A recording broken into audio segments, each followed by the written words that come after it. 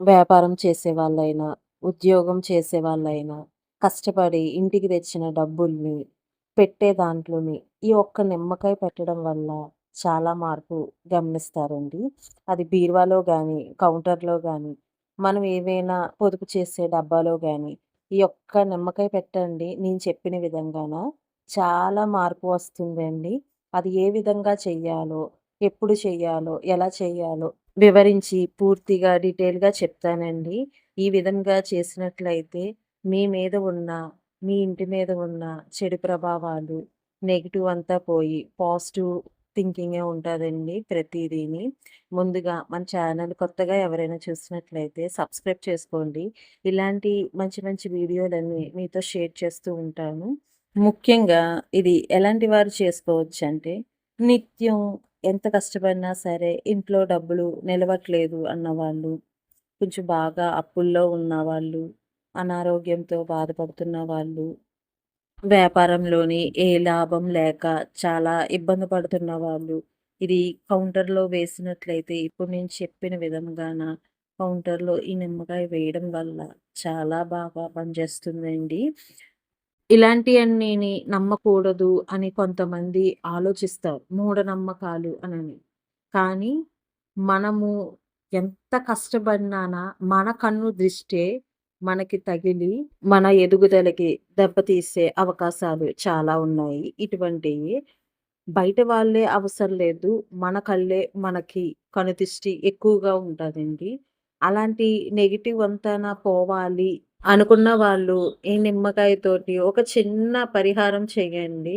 చాలా మంచి రిజల్ట్ ఉంటది. చేసిన తర్వాత మీకే తెలుస్తుంది ఎంత మంచి రిజల్ట్ పొందారో అని. దీన్ని ఎలా మొదలుపెట్టాలి? ఏ విధంగా అని మీకు వివరించి చెప్తాను. ఇది చాలా తక్కువ ఖర్చుతోటే ఉంటదండి. ఇంట్లో ఉన్న చిన్ని చిన్ని వాటిలతోటి మనం చేసుకోవచ్చు. ఒక ప్లేట్‌లోని కల్లుప్పు, ముద్దార్త, లవంగాలు, ఒక నిమ్మకాయ తీసుకోండి. నిమ్మకాయని మనము ముచ్చుకు ఉన్న భాగాన్ని కట్ చేసుకోవాలండి. అప్పుడైతే మనకి నిమ్మకాయ నిలబడతాది. చాకుతోటి 4 భాగాలున ఉండేలాగా అంటే, అలాగా నేనిప్పుడు చూపిచ్చిన విధంగాన కట్ చేసుకొని, ఇప్పుడు దాని మధ్యన కల్లుప్పు ఉంటది కదండీ! ప్రతి ఒక్కరి ఇంట్లోనే ఉండేది కల్లుప్పు. ఆ కల్లుప్పుని 4 భాగాలుగాన పెట్టుకోవాలండి. హ్మ్. ఇది మన వంటికే కాదండి, ఇంటికి గూడాన చాలా పాజిటివ్‌గాన ఉంటదండి. నెగెటివ్ అంతా పోయి పాజిటివ్ వచ్చేలాగా స్మెల్ గూడాన చాలా బాగుంటదండి. ఇప్పుడు నేను చూపిచ్చింది లవంగాల్ని కూడాన 4 భాగాలుగాన గుచ్చుకోండి. 4 మూలాలు కింద 4 లవంగాలను మనము పెట్టాలి. ఇలా పెట్టిన తర్వాత పక్కకు పెట్టుకోండి. ఇప్పుడు మనము ఎర్ర నీళ్ళు తయారు చేసుకోవడానికి ఒక ప్లేట్‌లో కొంచెం పసుపు వేసుకోండి. పచ్చ పసుపు. అలాగే సున్నం ఉంటది కదండీ! వక్కల్లో వేసుకునే సున్నం. ఆ సున్నాన్ని కొంచెం తీసుకొని, కొంచెం వాటర్ కలుపుకుంటే ఎర్ర నీళ్ళు తయారైపోతాయండి. డైరెక్ట్‌గా చాలామంది కుంకుమ నీళ్ళు తోటే చేస్తారండి. అలా కుంకుమ నీళ్ళు కలపకూడదండి.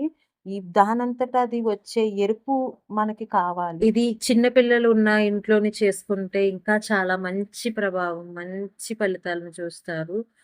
తరచుగాన ఇబ్బంది పడుతూ ఉంటారు. అనారోగ్యంతో బాధపడుతూ ఉంటారు.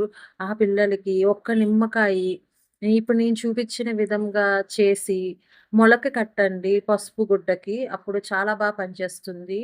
ఆ పసుపు నీళ్ళలోని ఆ ఎర్ర నీళ్ళలోనే కొంచెం కల్లుప్పు వేసి, దానిపైన ఇంతకు ముందు చూపిచ్చిన నిమ్మకాయని ముద్దార్తతోటి మనము వెలిగించి, ఈ ముద్దార్తతో వెలిగిన దీపాన్ని హారతిని మనము ఏదైతే కౌంటర్‌లో గానీ, బీరువాలో గానీ పెట్టాలి అని అనుకుంటున్నామో, ఆ నిమ్మకాయని మనము తీసుకొని 3 సార్లు కేవలం కొత్త నిమ్మకాయ మాత్రమే తీసుకోవాలండి. నేను చెప్పిన విధంగాన ఈ విధంగా చెయ్యండి. ఒక నిమ్మకాయని మనము 3 సార్లు అటు ఇటు తిప్పుకోవాలి. యాంటిక్‌లోని తిప్పుకోవాలి. నార్మల్‌గా కూడా తిప్పుకోవాలండి. 3 సార్లు ఈ విధంగా తిప్పుకున్న తర్వాత మనము డబ్బులు భద్రపరిచే బాక్స్‌లో గానీ, వ్యాపారం కౌంటర్‌లో గానీ బీరువాల్లో గానీ, నిత్యం ఎక్కడైతే డబ్బులు ఉంటాయో, అక్కడ మనము ఈ నిమ్మకాయని పెట్టినట్లయితే చక్కగా మంచి ఫలితాలొస్తాయండి.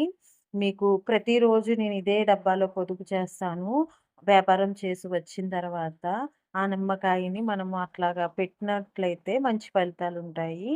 ఇంట్లోని ప్రతి మూలలా కూడా ఇంటి చుట్టూ వ్యాపారం చేసేవాళ్ళైతే షాపు చుట్టూ 3 సార్లు మనము ప్రతి మూలన గనక ఈ విధంగా తిప్పినట్లయితే చాలండి. ఇలాగా ప్రతి శుక్రవారం గాని, మంగళవారం గాని ఈ విధంగా చెయ్యండి. మంచి ఫలితాలొస్తాయండి. పసికందులకైతే నిమ్మకాయని మొలక కట్టండి పసుపు గుడ్డతోటి. ఏ చెడు దృష్టులు, ప్రభావాలు వాళ్ళ మీద పడవు.